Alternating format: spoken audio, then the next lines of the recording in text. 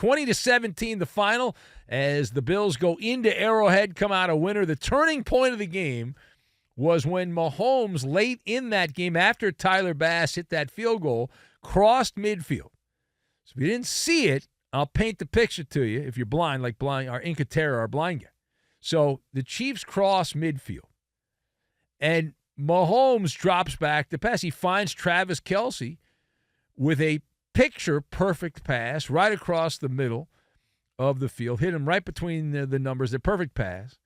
And so Kelce then says, hey, trickeration. He decides, I'm going to throw the ball across the field to Kadarius Toney. The zing and the zang. And here we go. We're on our way. And that finished off a 49-yard touchdown, catch, throw, touchdown.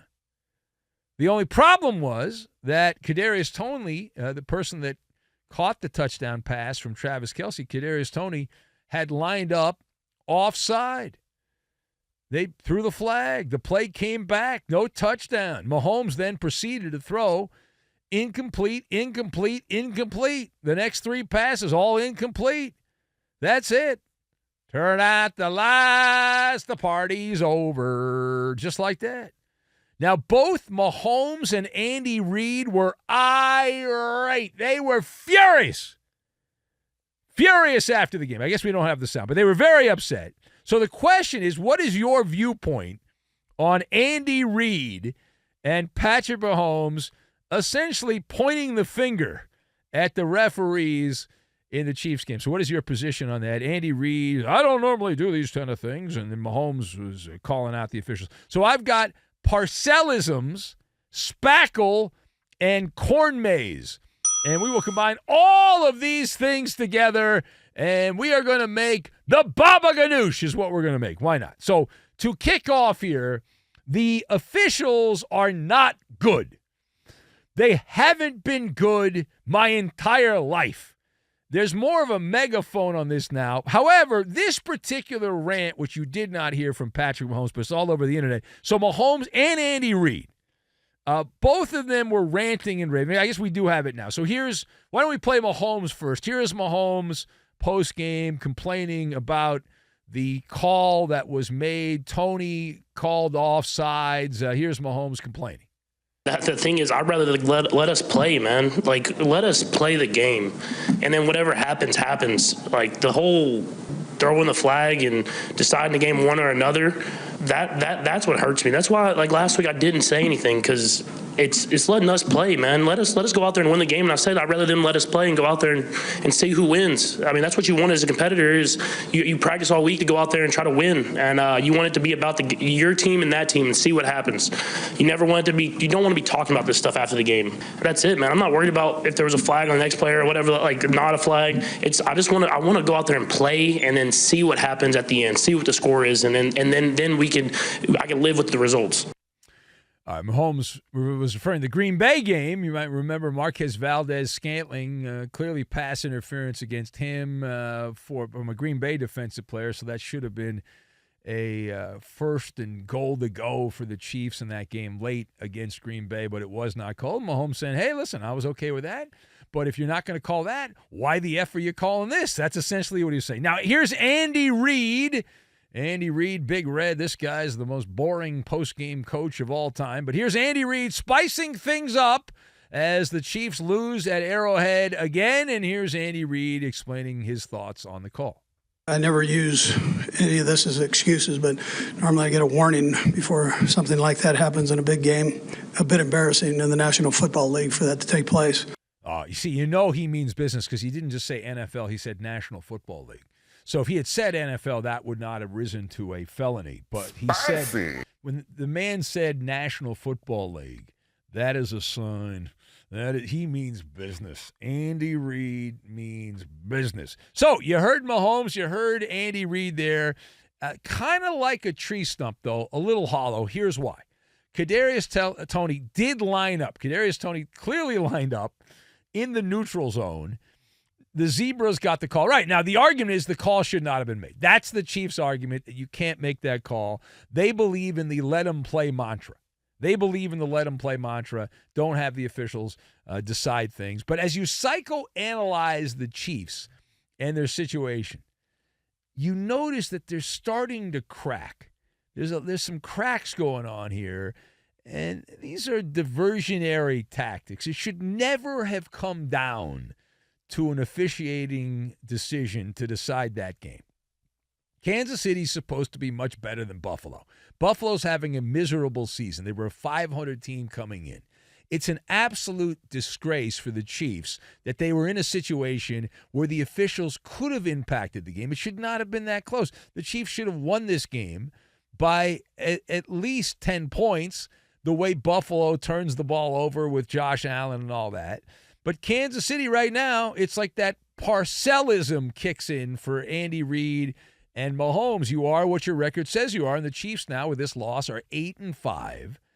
And they're just one game ahead of Denver, lurking like a Bronco in the grass there in the AFC West. Kansas City now has lost back-to-back games. They've lost 3 of their last 4. You go further back, the Chiefs are 2-4 their last 6 games. That's a month and a half. The Chiefs are 2-4 the last month and a half. What gives? Mahomes' offense has been averaging a paltry 19 points per game since before Halloween. 19 points per game. That's it. You've got the greatest quarterback, and he is the greatest quarterback going in the NFL, Patrick Mahomes. 19 points per game. That's what the Chiefs have done. It's spooky bad. It's spooky bad. And the receivers stink. Kadarius Toney doesn't even know where to line up and not get called for offsides. It's bad. Now, furthermore, are these offensive issues fixable for Patrick Mahomes and the Chiefs at this point? We're going to head into Week 15. We got 2 more games tonight to close out Week 14. Then we head into Week 15. So I'm going to be Benny Brightside on this.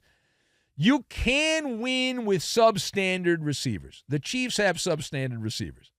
Tom Brady won multiple Super Bowls with slop at the receiver position. And Patrick Mahomes just proved last season you can win with JV-level pass catchers. The Chiefs had JV-level pass catchers last year. They won the Super Bowl. But it seems like they've gotten even worse this season. Now, what is the key? Andy Reid going to earn his money. He's got to scheme up these second-rate receivers. Get out the spackle. If you're Andy Reid, go down to Lowe's or Home Depot, get some spackle, and spackle over the imperfections. Because you got to cover up the moles and the warts and all that stuff. And unpopular opinion, Mahomes, he could be better. The receivers are not good.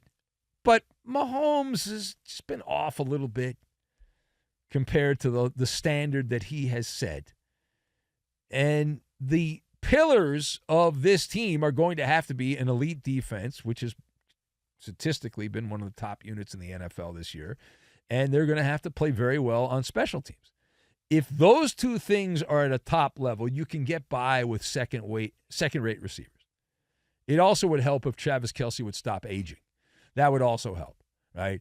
And because if you don't have perfection on special teams and defense, your offense is not going to be making up any kind of a difference. You know, if there's a loss between defense and special teams, the offense is going to make up for that. Now, parting shot.